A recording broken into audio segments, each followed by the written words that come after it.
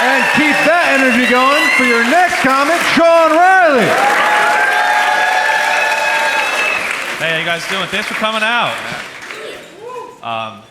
So I'm out of college now. College is weird for me, dude. Like, I feel like a lot of guys go to college, right? And that's when you like finally date women. And I didn't do that.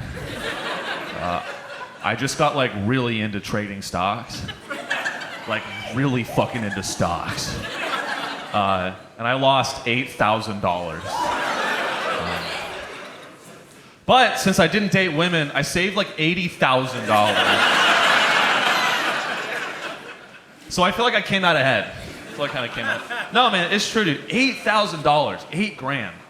Do you know what it's like to lose that much of your own dad's money? It's dope. It's fucking awesome. It's great. No, man, I'm 26. I'm learning about like money and credit and all this shit. Let me just poll the room. Make some noise if you have a credit score of 650 or higher. Just clap for it. That's the whole room. I feel like shit. How you guys suck. All right, let's get a little harder. 750 or higher. Make some noise. This is the domain. That's still everyone.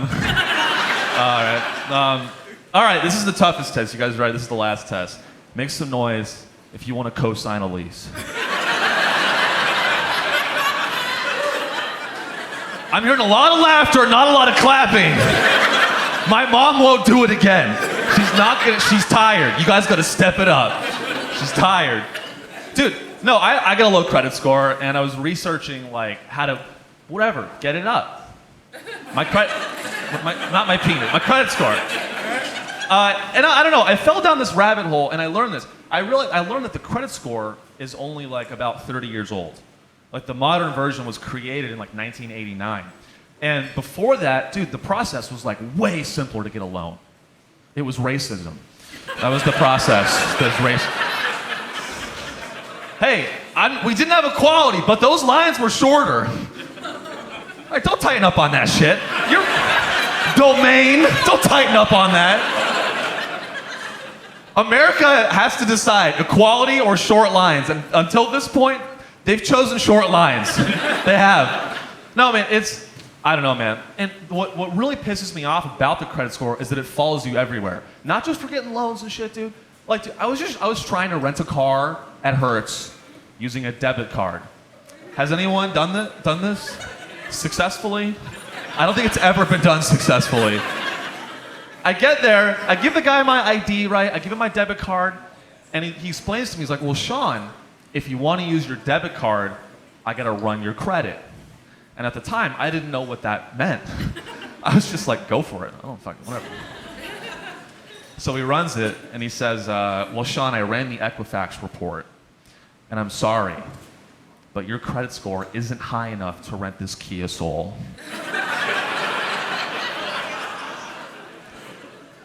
And I looked him in the eyes, I was like, I'm not high enough to deal with this situation right now. And what made me even angrier, dude, this is where I was like fuming. I was like, oh yeah, they don't like trust me enough to rent a car. I'm not trustworthy enough. But you know what I can do across the street? Get a gun. Which is another way to get a car.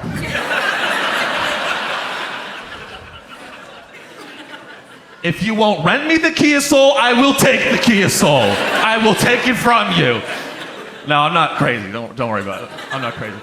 I was trying to reason with the guy. I was like, bro, there's nothing you can do, man. Like, can't you help me out? And he goes, sir, I have other customers. Okay, I have other customers. There's other transportation options outside. And so I went outside, and it was a bird scooter. That was the other form of transportation. And I was thinking, like, this motherfucker wants me to bird scooter to San Francisco. And I was like, I'm not gonna let him win. I'm not gonna let him win. So I took that fucking bird scooter, and I went to the bus stop. That's what you do. That's how you win. That's a victory. Speaking of reasons to do drugs, I don't know. Look, I'm not in a drug phase. I'm past that. I grew out of it, but like, yeah, you know, whatever. I had a drug phase. But But one drug I never did was DMT. And let me tell you why. I had a lot of friends that did it, and I saw that it affected everyone differently, dude, and that freaked me out. Like, my one friend smoked DMT. He was high for like 20 minutes. He was fine. My other friend, he smoked DMT. He was high for 14 hours. Because he did a very rare strain of DMT called meth. Turns out, not that rare. Not that rare. He explained that he experienced this thing called ego death.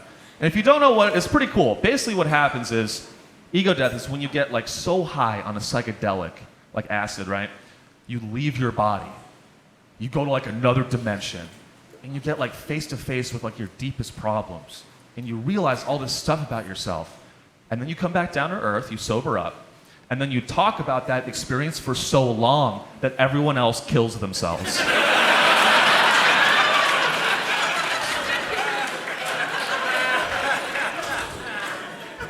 When I was in college, all my friends were doing acid. I was on the suicide hotline.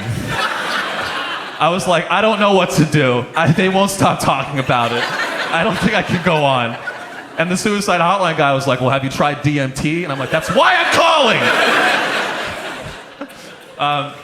So I never did DMT, but I did acid. You know, acid I feel like is like a lightweight drug in 2022. That's like a Tuesday at CVS. People on acid.